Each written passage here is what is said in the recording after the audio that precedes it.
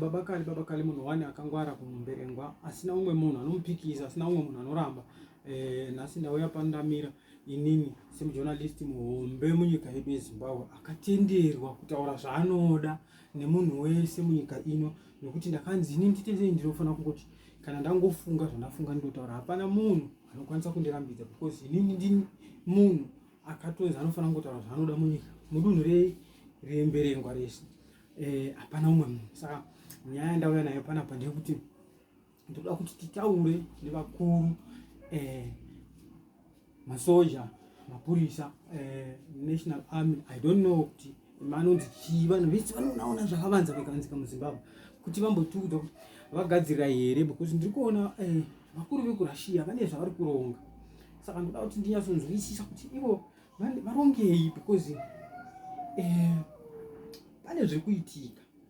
Saka ndoda kuti ndibvunze masoja, mauto, mapurisa nevatungamiri venyika yedu yeZimbabwe kuti marongedzera chii, because hondo yenyu haifaniri kungova hondo yekurwisa nema opposition party ari mukati kwedu.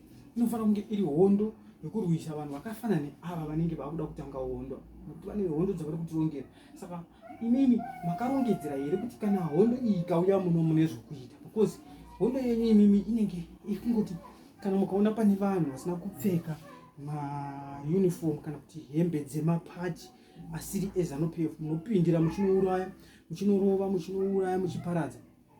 But now ndiri kubvunza kuti makagadzira here hondo iyi, because ndezvimwe zvinhu zvandinoda kuti ndinyatsonzwisisa inini semunhu ari free, anotaura zvaanoda, achitaura chiro chii pamusoro pe. Handisi mutungamiriri, handina pati yandinomirira, asi ndoda kubvunza kuti inini ndakamira panapa ndatumwa ne-AU,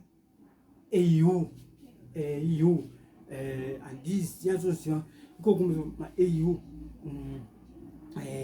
ndo vandituma vakati ndizobvunza, neveHU vandituma futi vakati vazobvunza kuti imimi vanhu kuZimbabwe makabata chii, mapurisa nemasoja emuZimbabwe makasenga here zvombo, because veHU vanoda kuziva, veAU vanoda kuziva, veUN vanoda kuziva, SADC ikuda kuziva kuti magadzirira here, because uyu munhu kana musati magadzira taurai nguva ichiripo kuti tikurumidze kugadzirirawo kuti tiite security tight, because HU yatotaura, ndo yataura shoko hombe HU ikati toda kunyatsokunzwisisa kuti magadzirira chii. Saka ava vanhu ava vanenge vane hondo yavakuda kurwisa, imbovatarisai mora.